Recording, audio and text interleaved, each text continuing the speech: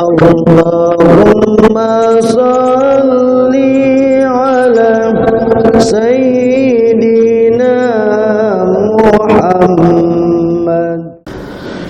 Setelah itu beliau berwudu dengan sebaik-baik wudu dan beliau sholat. Ya, beliau sholat dan sholatnya di sini dilakukan 2 rakaat, 2 rakaat, 2 rakaat, 2 rakaat. Ya. Nah, inilah banyak yang menjadi dalil bahwasanya sholat sunnah yang terbaik adalah 2 rakaat. Dan rupanya dalam beberapa kitab yang ditulis para fuqaha, Nabi itu ya berdasarkan hadis Aisyah, kalau sholat qiyam Ramadan tarawih ya di dalam kitab fikih sunnah la yazidu min 11 rakaatin. Nabi itu dalam segala riwayat enggak pernah, kata Aisyah, aku lihat beliau sholat di Ramadan lebih dari 11 rakaat. Nabi tidak pernah lebih. Ya, Nabi tidak pernah lebih dari 11 rakaat.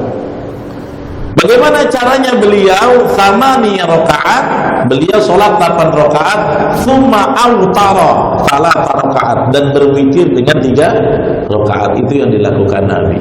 Tapi bukan berarti saya mengatakan selebihnya dari itu gak boleh, karena batasan sholat sunnah itu gak ada. Gak ada batasan yang melarang sholat sunnah. Gak boleh lebih dari 11. Enggak. Silakan aja monggo yang mau. Buktinya apa? Umar bin Khattab ketika di zaman beliau ya mengaplikasikan tarawih menjadi 20. Apa tujuan Umar? Dipecah-pecah 11 Nabi yang panjang menjadi 20 lebih pendek. Bukan berarti gak boleh. Kenapa? Sholat sunnah itu gak ada batas. Anda mau sholat 30 boleh. Imam Malik sholat tarawihnya 36 rakaat, gak ada masalah. Ya, gak ada permasalahan. Tapi yang beliau laksanakan adalah 2, witir 3.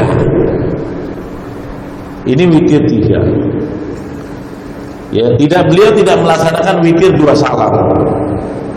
Karena ada perdebatan khilaf yang muktabar tentang witir 2 salam itu.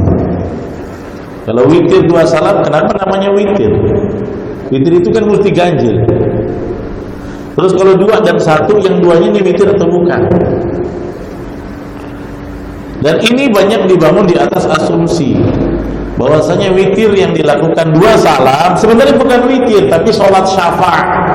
Yang 2 itu bukan witir, tapi sholat syafa', witirnya 1. Dan saya condong pada pendapat ini. Witir yang paling afdal adalah 3 rakaat 1 salam. Witir itu kan artinya ganjil.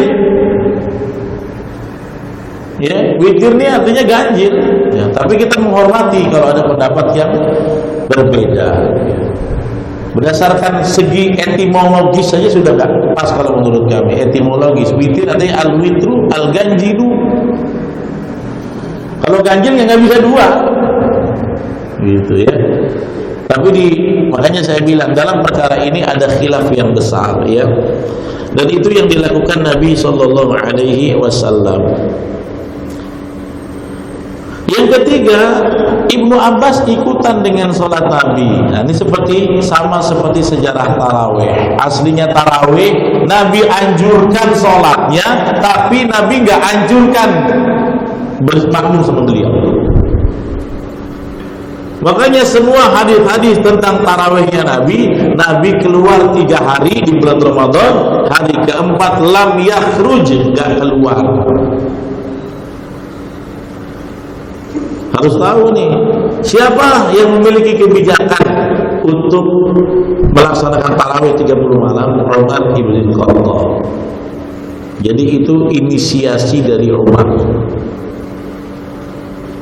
Nah, kalau kita ingin membantah Umar, kalau ikut Nabi berarti 3 malam aja. Umar tuh nggak tepat itu kalau setiap malam suruh tarawih. Antum siapa dibandingkan dengan Umar bin Khattab? Apalagi Riza Hafiz. Ya.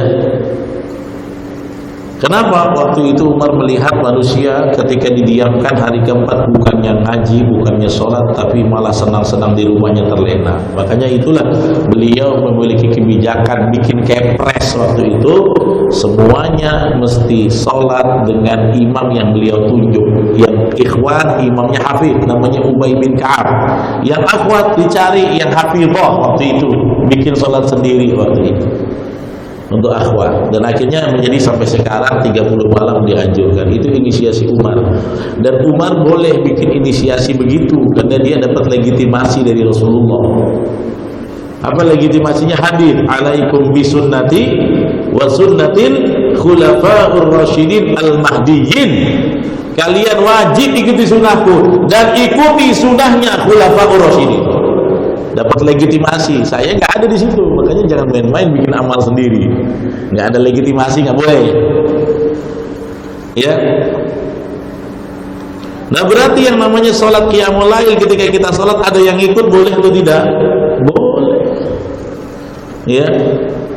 Dan rupanya kalau antum lihat, ya Bapak Ibu, Anda pelajari sejarahnya, sholat tarawih itu sebenarnya nggak ada namanya tarawih. Namanya tuh qiyam Ramadan. Makanya dalil tentang sholat tarawih, semua mubalik pasti bilang hadisnya apa? Man qoma Ramadan, kan? Bukan man tarawih Ramadan, kan? Gak akan ketemu. Ya, man tarawih Ramadan, ya ada hadisnya apa? Man qoma. Qoma itu artinya apa? Qiyam.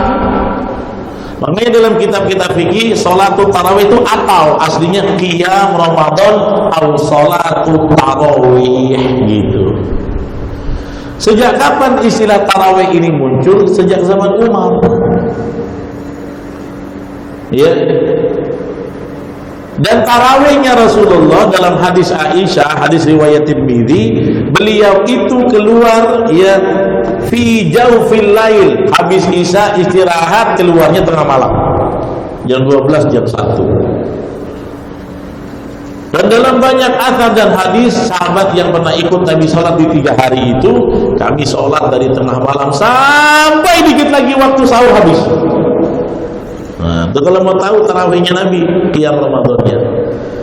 Dan banyak athar dinukil dalam kitab fikih sunnah, ya, sholaitu ma'a Rasulillah qiyam Ramadan, kami pernah sholat bersama Nabi ikut di 3 hari beliau Ramadan, 1 rakaat al-mi'atain, 200 ayat. 1 rakaat 200 ayat. Ayo, bingung kan?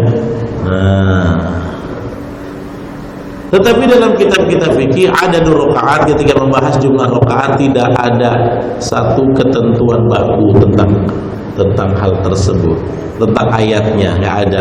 Cuman kalau pengen ikut Nabi itu 200 rakaat. Makanya hadis Aisyah, Nabi keluar malam pertama tengah malam sholat. Nabi anjurin, tapi Nabi nggak perintahkan teknisnya. Nah, setelah beliau keluar, orang-orang ikut sholat. Boleh nggak kami sholat bersama engkau ya Rasulullah? Boleh, dia sholat. Baca 200 ayat. Hebatnya di zaman Nabi para sahabat, besoknya tambah rame. Nabi udah sholat, besoknya ngomong pas pulang, malam tadi kami qiyam Ramadan sama Rasulullah. Iya, besok ikutlah, tambah rame. Kalau di Miftahul Falah 200 ayat, besok lenyaplah semua jemaahnya. Ya, 5 ya. Kalau kita baca 100 dan 200, 100 saja 1 rakaat, lenyap bersama imam-imamnya.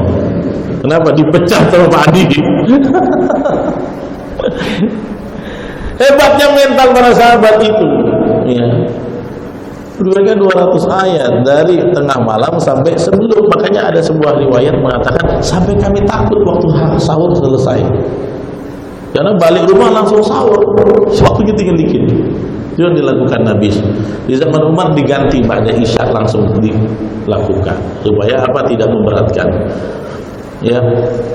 Makanya ketika Nabi sholat yang malam kedua damai, malam ketiga lebih ramai lagi, malam ketiga tambah ramai, malam keempat walam yakhruj, kata Aisyah, beliau tidak keluar tapi beliau ngintip dari jendela. Rupanya apa?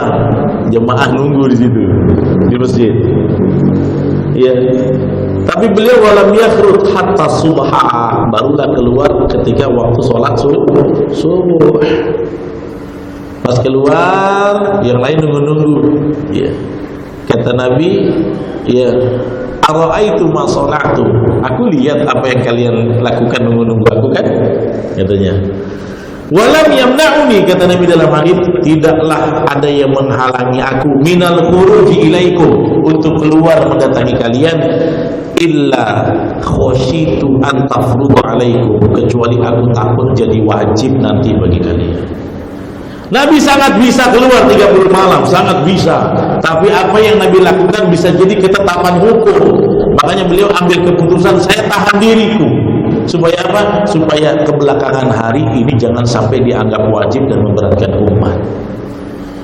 Jadi pada prinsipnya Pak, secara hukum ya, saya ngomong hukum ya, kalau Anda tarawih tidak bareng berjamaah pun gak masalah, yang penting Anda buat. Sebenarnya nggak Pak, saya nggak ikut lah, saya pengen tarawih sama istri sekali-kali, boleh. Tapi betul lah sama istri, betul lah tarawih, itu yang awal khawatirkan. Berjamaah yang diakomodir di masjid dengan imam para hufaz itu adalah salah satu inisiasi Umar supaya orang nggak terlena, dan memang lebih banyak yang terlena. Waktu itu kan Umar suka sidak, pas dicek sama beliau lebih dari setengah lebih banyak terlena daripada yang ibadah. Akhirnya kebijakan beliau, yuk kita kumpulin, dipanggillah Ubay, kau jadi imam ya, tapi jangan 200, kata Umar, 50 aja. Di zamannya Umar 50. Terus kan Nabi 11 rakaat panjang-panjang, ya udah kita bikin rakaatnya banyak tapi pendek-pendek. Ini sejarahnya nih 23 ini. Kita bikin rakaatnya banyak tapi pendek-pendek. Ini yang dilakukan oleh Umar ibn Khattab. Nah kemudian barulah muncul istilah tarawih. Tarawih itu artinya apa sih? Apa arti tarawih itu apa? Istirahat. Dari kata rawaha yurawihu tarwihan. Apa arti tarwih? Istirahat. Kenapa? Karena sejak zaman Sayyidina Umar dan zaman Nabi dulu, setelah 4 rakaat beliau dan Umar dan para imam saat itu istirahat dulu sambil berzikir sebelum lanjut. Kalau kita enggak, laju gas terus muadzin. Kalau pasal dalam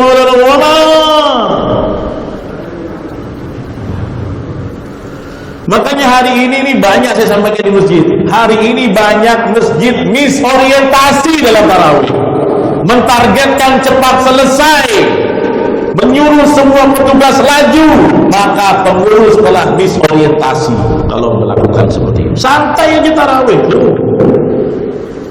Orang artinya saja tarwihah. Tapi masalahnya kadang kita di satu perumahan nanti yang dicari masjid yang paling cepat. Di situ emang terlalu cepat. Bukan imam hafiz lagi, imamnya hafiz, bukan. Di sana imamnya cepat. Itu lebih hebat dari hafiz kalau zaman sekarang. Jadi jangan cepat-cepat tarawih, nyantai aja.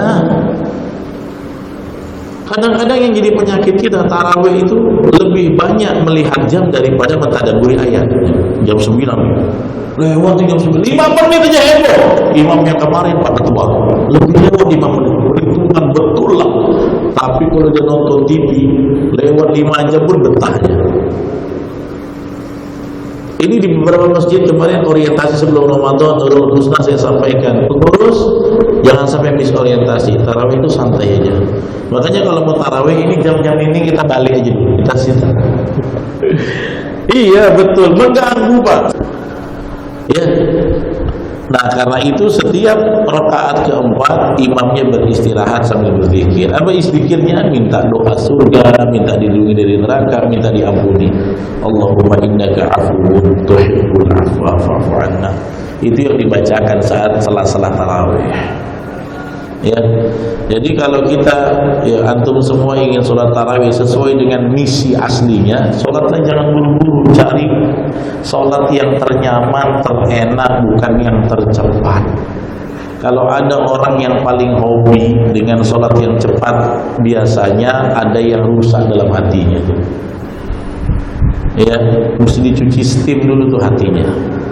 Betul, karena kalau hati kita bersih, kita betah dengerin semakin banyak ayat Al-Quran. Kalau kita nggak betah, tandanya ada yang error di situ, ada yang error. Ya. Jadi ini yang dilakukan oleh Nabi Shallallahu Alaihi Wasallam. Nabi tidak pernah lebih dari 11. Beliau melakukannya 8 dan 3 witir dengan 2. Walaupun sholat sunnah itu boleh, sebenarnya 4 rakaat boleh. Hadis Al-Bukhari nomor hadis 2008 sampai 2010. Datang 3 orang sahabat mulia. Abdullah bin Mas'ud, Hudzaifah al-Yamani, Ubayd bin Ka'ab radhiyallahu taala anhum jami'an. Sa'alu Sayyidata Aisyah radhiyallahu taala anha an salatin Nabi sallallahu alaihi wasallam fil lail. Ya, maka mereka bertanya tentang salat malamnya Nabi sallallahu alaihi wasallam. Kaifa kanat salatu Rasulullah sallallahu alaihi wasallam? Faqalat, maka dijawab oleh Sayyidah Aisyah, lihat. Ma kana yazidu fi Ramadan wala fi ghairi. Sepanjang tinggal di tempat saya, demikian cara menerjemahkannya. Saya saksikan beliau sholat di Ramadan ataupun di luar Ramadan. Beliau tidak pernah menambah ala 11 rakaatan, lebih dari 11 rakaat. Di kesaksian Sayyidah Aisyah, saat Nabi berada di rumah beliau, baik di bulan Ramadan ataupun di luar Ramadan, sholat malamnya berapa rakaat? 11 rakaat. 11 ini yusalli arba'an. Beliau sholat 4 rakaat dulu. Perhatikan beda hadis dengan yang pertama tadi. Thumma yusalli arba'an, pakai thumma. Kemudian salat 4 lagi. Thumma yusalli thalathan, pakai thumma lagi. Kemudian salat 3 rakaat. 4 tambah 4 tambah 3. Berapa? 11. Lihat pakai thumma di sini. Baik, pertama. Saksian kedua, hadis riwayat Ibnu Abbas radhiyallahu taala anhuma di Abu Daud nomor hadis 1369. Beliau melihat pada saat beliau menginap di rumah bibinya Sayyidah Maimunah radhiyallahu taala anha, saat Rasulullah sallallahu alaihi wasallam memiliki waktu untuk bisa hadir mendampingi Sayyidah Maimunah. Beliau membagi, ya, dari malam sekian hari sekian di rumah Sayyidah Aisyah, malam sekian hari sekian di rumah Sayyidah Maimunah, di rumah Sayyidah Zainab dan seterusnya radhiyallahu taala anhunna jami'an. Ketika waktunya tiba di rumah Sayyidah Maimunah, Ibnu Abbas itu menginap di situ untuk melihat kebiasaan Nabi bagaimana malam harinya. Ternyata kata beliau, karena Rasulullah sallallahu alaihi wasallam adalah Rasulullah sallallahu alaihi wasallam terbiasa bangun di malam hari, kadang tengah malam lebih sedikit atau kurang sedikit. Kalau di kita kurang lebih disesuaikan 1:30 atau sekitar jam 2. Kemudian ketika bangun itu fajalasa, beliau duduk dulu. Kemudian famasaha biyadi min atharin naum, dengan tangannya beliau menghapus kemudian bekas-bekas ngantuknya. Kemudian faqara'a khawatimu surah Ali Imran, membaca 11 ayat terakhir surah Ali Imran dari 190 sampai dengan ayat ke-200. Kemudian di Al-Bukhari nomor hadis 181, riwayat Abu Dzar Al-Ghifari dilengkapi lagi. Nabi membaca doa bangun tidur. Alhamdulillahilladzi ahyana ba'dama amatana wa ilaihin nusyur. Thumma dhahaba ila syinin mu'allaqah. Kemudian pergi ke tempat tertutup semacam kamar mandi bagi kita. Fatawadda, kemudian beliau berwudu. Kemudian apa yang terjadi? Lalu beliau datang ke musolanya, tempat sholatnya, dan siap menunaikan sholat malam. Aku berdiri di belakangnya sampai Nabi menarik aku sehingga sejajar dengannya.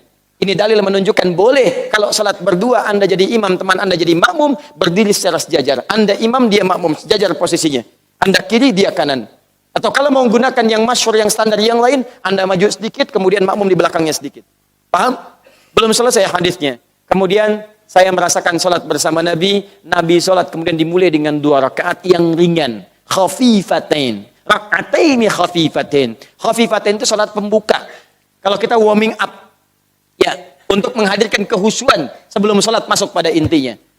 Rakaatnya 2 rakaat. Saya simpan di sini. Pembuka. Bacaannya nggak panjang. Jadi begitu sholat, langsung baca Al-Fatihah, takbir Allahu Akbar. Al-Fatihah tanpa bacaan surat yang lain. Setelah itu rukuk, i'tidal, sujud, duduk di antara 2 sujud. Rukuk, sujud, bangun lagi. 2 rakaat selesai.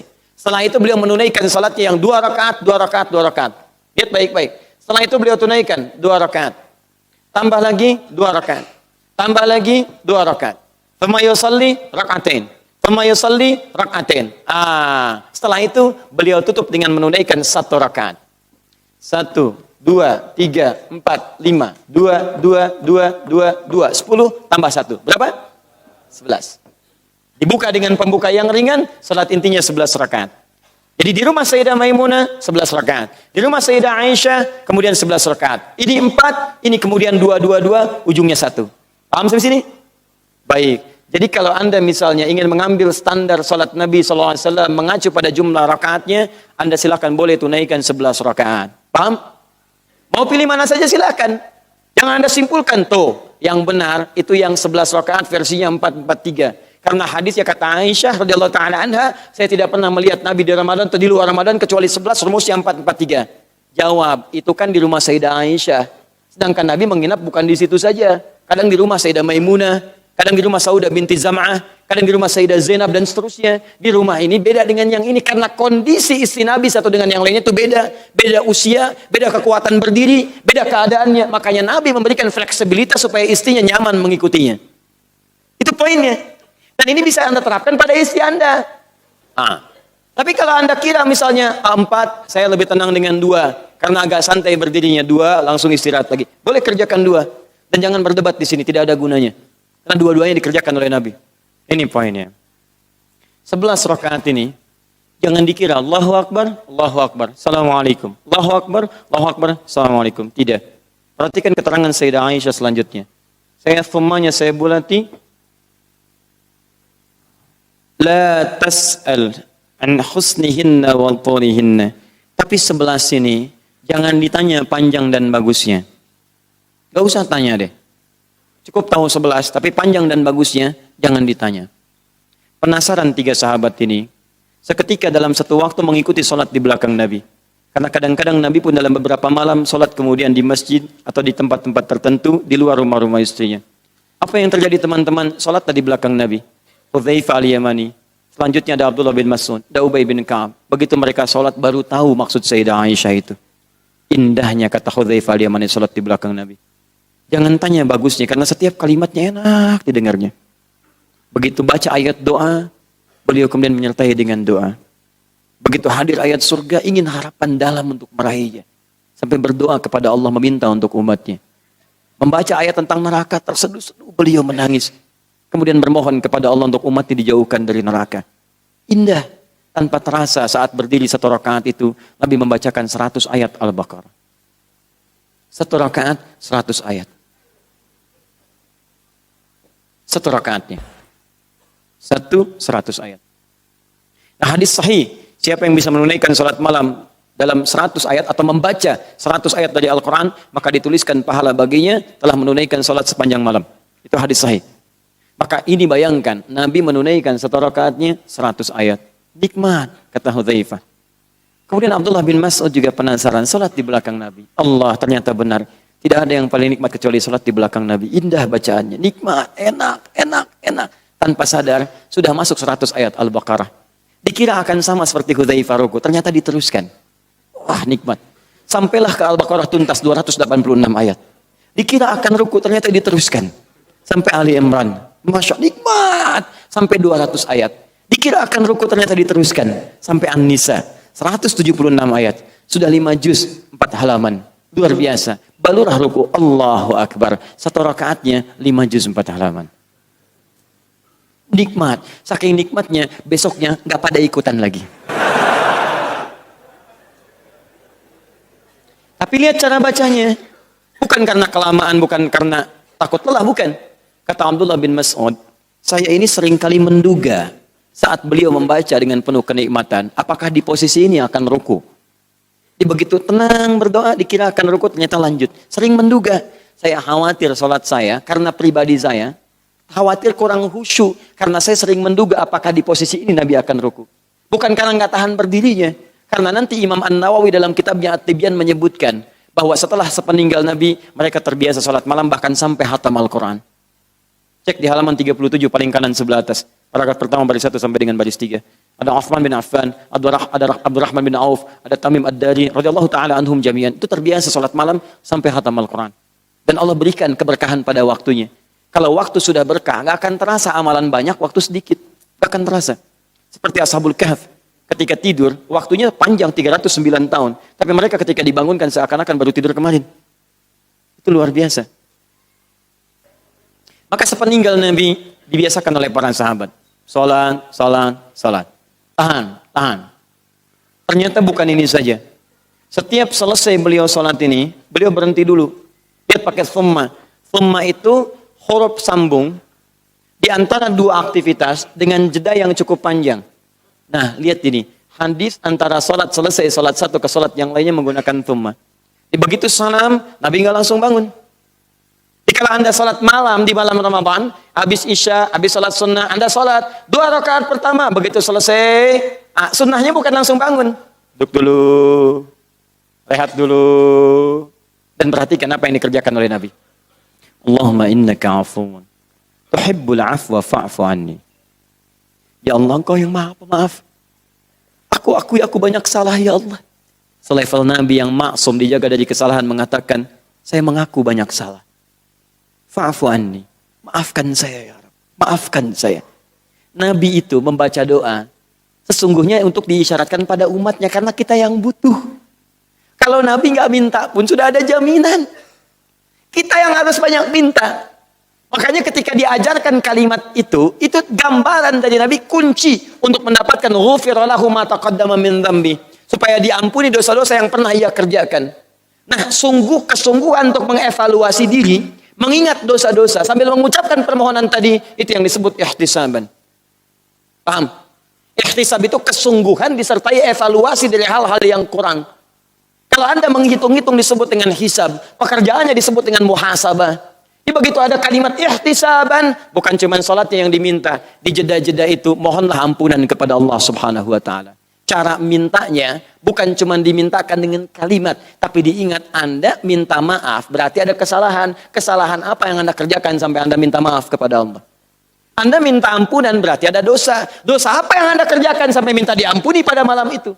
Makanya ketika Anda sholat pada kesempatan malam pertama dalam Ramadan, ingatlah dosa-dosa Anda pada saat itu. Jadi begitu jeda, pelan-pelan dulu. Pertama dosa Anda kepada Allah. Ibadah ritual sholat, berapa kali Anda abaikan? Berapa kali Anda bermalas-malasan? Minta ampun. Supaya selesai urusan Anda dengan Allah. Setelah itu dosa pada manusia. Mulai dengan ibunda Anda, ayahanda Anda. Berapa kali kata-kata Anda membuat ibu Anda tersakiti? Air matanya mengalir. Ayah Anda kecewa. Setelah itu turunkan lagi pada saudara-saudara Anda. Jangan-jangan dia begitu peduli pada Anda, tapi Anda menyapanya pun tidak. Atau Anda mohon maaf. Hebat sekali Anda, begitu mudah datang ke majlis ta'lim. Enak, tenang. Tapi dengan saudara sendiri masih ada masalah. Dengan orang tua sendiri belum selesai. Dan teman-teman itu luar biasa itu. Pengaruhnya luar biasa. Dan dengan istri Anda, istri dengan suaminya. Dosa apa yang pernah dikerjakan selama ini? Coba dilihat. Barangkali tanpa Anda sadari banyak hal yang pernah keliru. Anda sudah diberikan oleh Allah istri yang sangat luar biasa. Mendampingi hidup Anda. Tapi coba lihat, berapa kali Anda lihat status istri orang lain. Anda punya istri yang diupdate status istri orang lain. Coba dicek, berapa kali Anda lihat. Begitu pula dengan istri yang di bawah. Coba cek, berapa kali Anda berkhianat dalam hal-hal yang mungkin ringan bagi Anda pada suami Anda. Silahkan cek. Minta ampun pada anak Anda. Minta, diingat dari ujung kepala sampai ujung kaki. Begitu Anda mohonkan saat itu, disesali oleh Anda sambil menghitung dosa Anda. Sungguh-sungguh Anda mohonkan, ghufira lahu ma taqaddama min dzambi. Boleh jadi, 2 rakaat pertama itulah yang menggugurkan semua dosa Anda pada saat itu. Kecuali utang. Kalau utang sebelum dibayar nggak lunas. Nggak lunas. Ya, jadi selesaikan dulu setelah itu. Jelas ya? Begitu Anda mendapatkan ketenangan pada jiwa dengan bacaan tadi, biasanya orang kalau sudah minta ampun tenang jiwanya. Rohnya, roh tuliskan. Sehingga ketenangan itu menghadirkan keadaan yang nyaman. Dia duduk sambil tenang. Keadaan yang tenang nyaman membuat roh kita enak disebut dengan rahatun. Rahatun. Kalau Anda berusaha menghadirkan ketenangan ini sehingga dampaknya ke roh menjadi nyaman, maka disebut dengan tarwihatun. Tarwiha.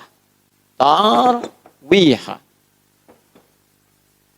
Kalau Anda kerjakan bukan cuma sekali, tambah lagi, tambah lagi, tambah lagi. Banyak Anda kerjakan, jamakkan kalimatnya dari tarwiha jadi tarawih. Tarawih. Jadilah kalimatnya dengan tarawih. Salatnya bisa tahajud, bisa qiyamul lail, tapi sifat Nabi mengerjakannya disebut dengan tarawih.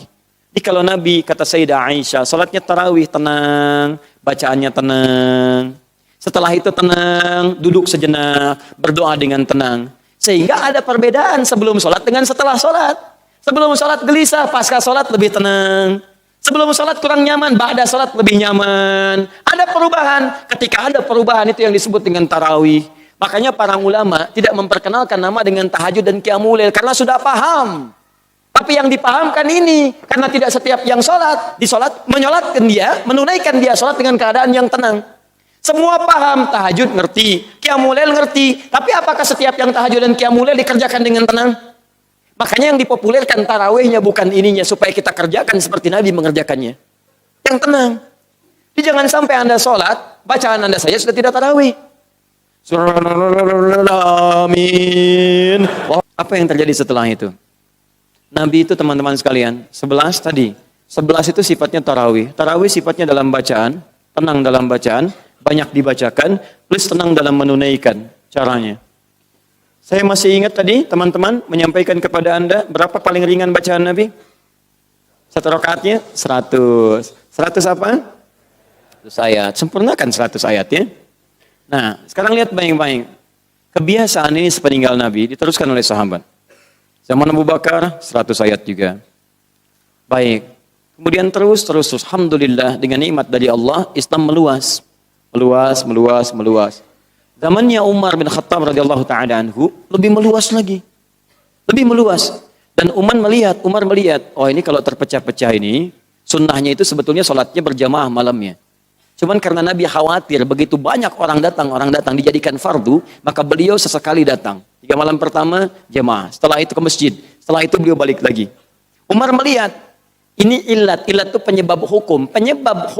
Nabi tidak langsung sering ke masjid, tidak setiap malam ke masjid, itu bukan karena nggak mau ke masjid. Sebetulnya pengennya di masjid. Cuman keadaannya kalau Nabi terus ke masjid, orang datang lagi. Sedangkan sifat Allah maha pencemburu dan maha senang kalau hambanya senang menunaikan ibadah berbondong-bondong. Karena itu Nabi subuhnya datang menyampaikan pada umatnya, kenapa saya tidak datang malam tadi? Karena saya khawatir berjamaah ini dijadikan sebuah kewajiban untuk kita semua dalam malam-malam saat itu. Makanya Nabi datang sebagian malam, sebagian tidak lagi. Umar melihat sepeninggal Nabi tidak akan ada hukum risalah ayat turun lagi. Karena itu Umar melihat ini kejeniusan Umar. Sampai seorang Toha Hussein, orang liberal asal Mesir, itu menulis satu kitab judulnya Abqariyatu Umar, kejeniusan Umar.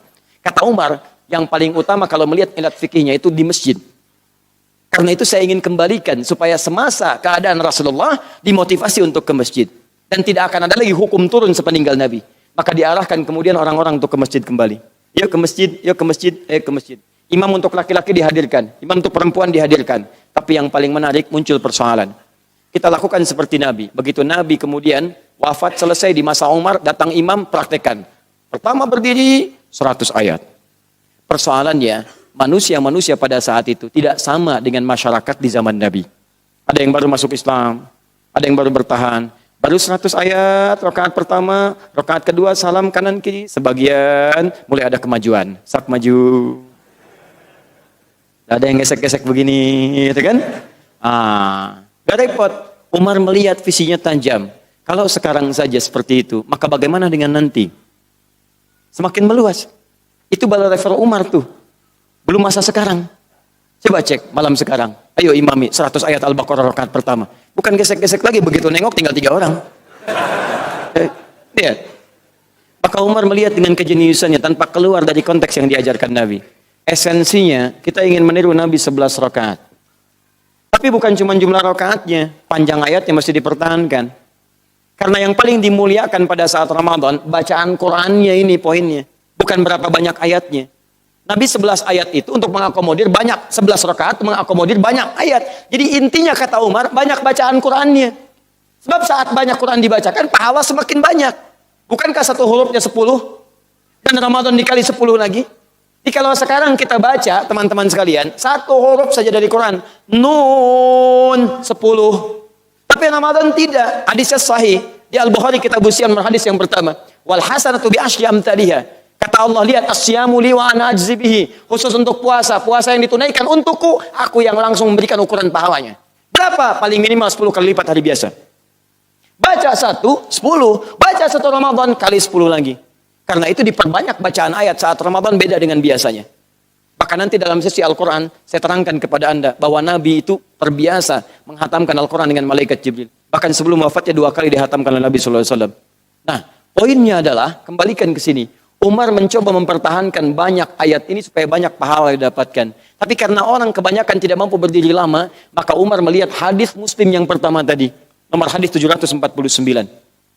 Ingat, saya menyampaikan ke hadisnya, bukan menyampaikan Umar melihat Imam Muslim, karena antara Imam Umar dengan Imam Muslim itu agak jauh. Saya mesti terangkan ini supaya tidak banyak berhayal. Karena kadang-kadang ada orang yang menangkap dengan cepat tapi bohong-bohongan. Itu yang repot. Turunkan sini, turunkan. Maka lihat kata Nabi, salatul laili matna matna. Salat malam itu silakan 2 rakaat tanpa batasan. Yang penting sebelum fajar tutup dengan 1 rakaat. Jadi rumusnya tanpa batas. Nabi memberikan standar supaya nyaman, tapi standar Nabi bacaannya panjang. Bagaimana supaya bacaannya tetap sama, tapi rakaatnya bisa menyesuaikan. Untuk mempertahankan panjang bacaan. Maka Umar membagi 2 lah ini sesuai dengan isyarat Nabi pada hadis yang pertama. 11, yang 1 rakaatnya ini tadinya 100 ayat dipecah jadi 2. 100 bagi 2 berapa? 50. Yang tadinya berdiri untuk 100 ayat, sekarang berdiri untuk 50 ayat. 1 rakaatnya 100 ayat dibagi 2, 50. Konsekuensinya yang tadinya 1 rakaat menjadi 2 rakaat. Paham ya? Karena 1 rakaat biasa 100 ayat, 100-nya bagi 2, 50. Artinya karena ini dibagi 2, ini pun dibagi 2. Jelas ya? Dibagi 2 dalam jumlah rakaat, artinya rakaatnya nambah. Yang ini tadinya 1 jadi 2, 1. Paling gampangnya 11 kali 2. Berapa? 22. Tutup witir 1 rakaat. Berapa? 23. Maka Umar kemudian naikkan level jumlah rakaatnya untuk mempertahankan jumlah bilangan ayatnya. Bahkan tidak cukup sampai sini, sahabat yang lain, ada yang 36 witirnya 1, ada yang 38 witirnya 1, ada yang ke-40 untuk mempertahankan panjangnya bacaan. Di mereka itu mengejar bacaan supaya banyak dapat pahala. Tapi juga menyesuaikan kondisi. Saya mungkin nggak bisa berdiri lama nih, nggak apa-apa. 1 rakaatnya saya kurangi. Yang penting sama nanti bilangannya dengan jumlah Nabi SAW saat sholat. Dimotivasinya itu. Karena itulah setelah itu ditemukan, menyebarlah ini, rumusnya dipakai. Sampai sekarang di Mekah 23 rakaat. Dan di Madinah lebih daripada itu. Keluar situ sedikit ada yang 11 rakaat. Tapi poinnya mereka sama-sama mempertahankan bagus dan panjangnya bacaan salat Nabi SAW. Dan tidak ada yang mendebat pada saat itu. Utsman tidak mendebat, Ali tidak mendebat. Makanya aneh kalau ada sekarang sahabat bukan, tabiin bukan, ulama bukan, kok mendebat ini. Pilih mana hayo? Nabi apa Umar? Saya pilih Nabi dan Umar, saya tidak pilih Anda. Gampang. Dekat mana antara Anda ke Nabi dengan Umar ke Nabi? Umar dijamin oleh lisan Nabi. Ikuti Quran dan Sunnah. Ikuti petunjuk saya dan khulafai rasyidin al-mahdiin. Fala khalifah, fala khulafa rasyidin yang diberikan petunjuk oleh Allah Subhanahu wa taala. Umar mertua Nabi, Umar sahabat Nabi, hidup bersama Nabi, dikubur di samping Nabi, dimuliakan oleh Nabi, di surga bersama Nabi, mustahil menyelisihi Nabi. Justru Umar mencari cara supaya sholat Anda sesuai dengan Nabi. Sahabat Nabi meriwayatkan dari Nabi sholat tarawih 11. Yang ada riwayat Sayyidatuna Aisyah, Maimunah, Ummu Salamah, Nabi sholat witir 11. Jadi 11 itu bukan sholat tarawih, tapi sholat witir.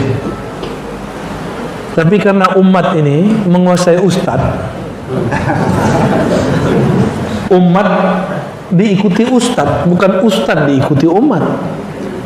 Pengurus masjid kurang adab. Apa kata pengurus masjid? Oh jamaah, ustad di samping dia. Kita pilih 11 pada 20. Jamaah bilang apa? 11. Pemaleh ya, pemalas. Kasulun. Kalau tanya ke ustaz gimana? Kalau tanya ke ustaz, jawabannya 3 tadi. Tarawih itu tidak wajib. 1. Yang kedua, para sahabat kalau sholat tarawih pasti 20. Riwayatnya sampai sekarang terbukti secara fi'liyah, secara perbuatan masih dilakukan secara mutawatir. Mutawatir ini dilakukan banyak lebih dari 10 orang setiap masa, setiap puasa. Mekah, Madinah sampai hari ini masih 20. Itu amalan Sayyidina Umar, Sayyidina Ubay, Sayyidina Ali. Di masa Imam Malik, Madinah ditambahkan 36. Tapi sekarang balik lagi menjadi 20. Jadi nggak ada debat 11. 11 itu hadisnya apa? Fi Ramadan wa fi ghairihi. Hadis Imam Bukhari Muslim. dalam Ramadan dan selain Ramadan, Nabi tidak pernah sholat melebihi 11 rakaat. Itu sholat tarawih. Sholat apa?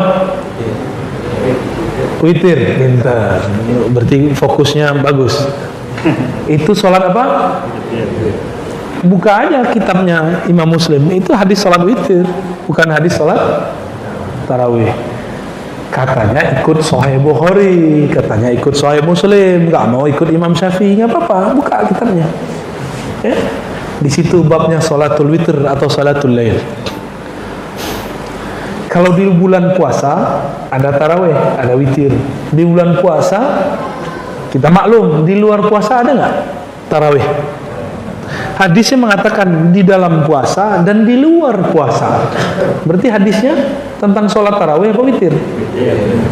Berarti kalau ada orang memakai hadis ini untuk dalil sholat tarawih, dia salah faham. Karena tidak ada ulama mu'tamad yang menggunakannya untuk hadis sholat tarawih. Karena tidak ada tarawih di luar bulan puasa. Bukalah pikiran, ya. Hadisnya ngomong begitu. Jadi saran saya, kalau ikut ulama dari masa ke masa mutawatir dari Mekah Madinah, giliran apa ikut Madinah, giliran sholatnya nggak mau Madinah, ya suka-suka aja. Sholat pakai nafsu. Ustaz katanya kalau sholat tarawih 20 itu buru-buru. Jangan buru-buru. Yang buru-buru kan salah sendiri. Oh, lebih baik 11 tapi pelan-pelan. Enggak begitu, lebih baik 11 tapi tenang. Ya. 11 tapi tenang. Kenapa enggak perlu panjang-panjang? Karena Nabi mengatakan, "Idza kana ahadukum ya ummu 'alan nas." Ya. Jika seseorang kamu mengimami manusia, falyukhaffif, maka ringankan. Ulama kita kemudian rumuskan yang ringan tuh pakai alhaakumut takatsur. Ya enggak? Dalam kota kasur apa? Semoga cepat datang ke kasur. Gitu ya. Saya mau tanya, pengurus masjid ikut umat jamaah atau ikut ustaz? Ikut ulama atau ikut jamaah? Yang benar ikut siapa? Kalau kita mau beramal, apa kata jamaah atau apa kata ulama? Kalau saya punya ulama sendiri, kan kita sudah jelaskan, itu keliru. Yang menggunakan dalil 11 rakaat. Tapi kalau saya sholat 10 rakaatnya tarawih boleh nggak? Boleh juga.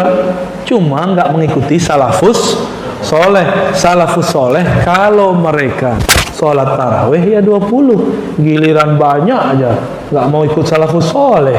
Ya? Salafnya nggak tahu salaf yang mana ya. Jadi yang benar-benar ikut salaf itu ya orang yang sholat tarawih 20.